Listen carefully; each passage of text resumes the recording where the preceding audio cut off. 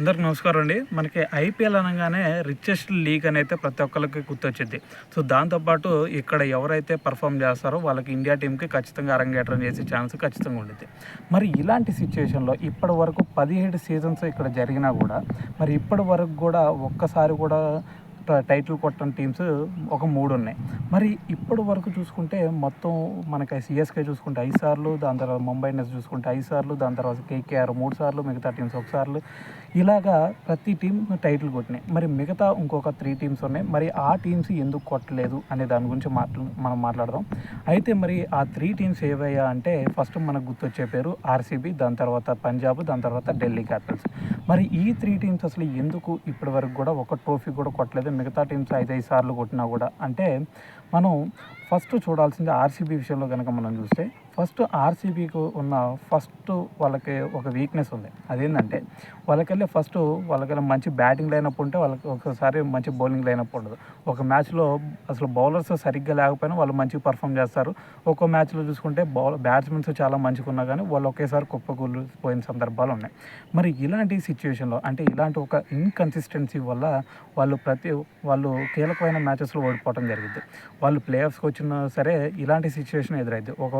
ఒక మ్యాచ్లో చూసుకుంటే బ్యాట్స్మెన్స్ మంచిగా ఆడతారు, ఒక మ్యాచ్లో చూసుకుంటే బౌలర్స్ చేతులు ఎత్తేస్తారు. మరి ఇలాంటి సిచ్యువేషన్ ఉంది కాబట్టి ఆర్సీబీ అయితే ఇప్పటి వరకు కూడా ఒక ట్రోఫీ కూడా కొట్టలేదు అని అయితే చెప్పాలి. మరి ఇప్పటి వరకు వాళ్ళు చూసుకుంటే 165 ప్లేయర్స్ని మార్చారు. మరి ఇలాంటి సిచ్యువేషన్ ఉన్నా కానీ దాంతోపాటు వాళ్ళకల్లా ఒక టాప్ క్లాస్ ప్లేయర్స్ కూడా ఉన్నారు. ప్రజెంట్ టీం చూసుకున్నా కూడా వాళ్ళకల్లా ఒక మంచి బ్యాటింగ్ లైనప్ ఉంది, దాంతోపాటు సరైన బౌలింగ్ లైనప్ లేదు అని అయితే చెప్పాలి. మరి ఇలాంటి సిచ్యువేషన్లో ఒకసారి బ్యాటింగ్ బాగుంటే బౌలింగ్ బాగుండదు, బౌలింగ్ బాగుంటే బ్యాటింగ్ బాగుండదు. మరి ఇలాంటి సిచ్యువేషన్ వల్ల వాళ్ళు ఇప్పటి వరకు కూడా ఒక టైటిల్ కూడా కొట్టలేదని అయితే చెప్పాలి. సో దాని తర్వాత మనకు గుర్తొచ్చే పేరు ఏదైనా ఉంది అంటే అది పంజాబ్. మరి కింగ్స్ 11 పంజాబ్ ఇప్పుడేమో పంజాబ్ కింగ్స్ అనే వాళ్ళైతే చేంజ్ చేసుకున్నారు.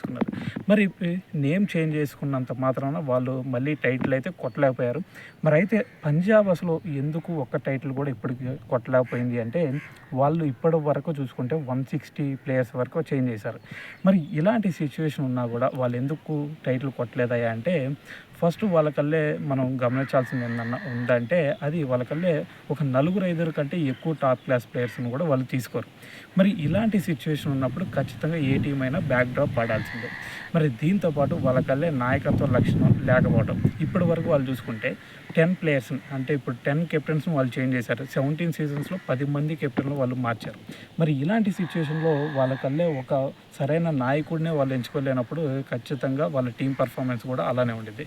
సో దీంతో మనకి పంజాబ్ ఎందుకు కొట్టలేదయ్యా అంటే మెయిన్గా మనకి వాళ్ళకల్లే టాప్ క్లాస్ ప్లేయర్స్ ఉండరు, దాంతోపాటు చూసుకున్నట్టయితే వాళ్ళకల్లే ఒక క్లియర్ కెప్టెన్ కూడా ఎవరో లేరు అని అయితే చెప్పొచ్చు.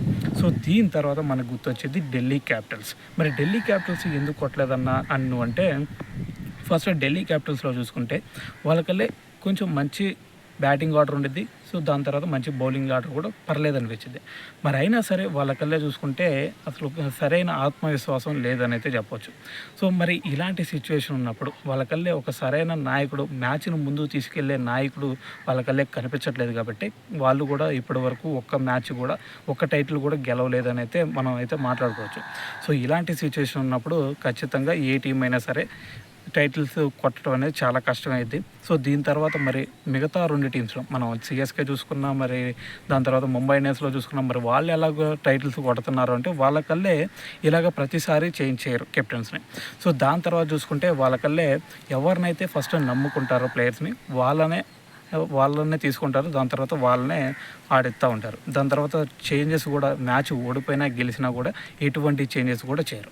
మరి ఇలాంటి సిచ్యువేషన్ ఒక కన్సిస్టెన్సీ అయితే వాళ్ళు మెయింటైన్ చేస్తారు కాబట్టి ఖచ్చితంగా వాళ్ళు టైటిల్స్ అయితే 5 టైమ్స్ టైటిల్స్ కొట్టారని అయితే చెప్పుకోవచ్చు. సో దీని గురించి మీరేమనుకుంటున్నారు కామెంట్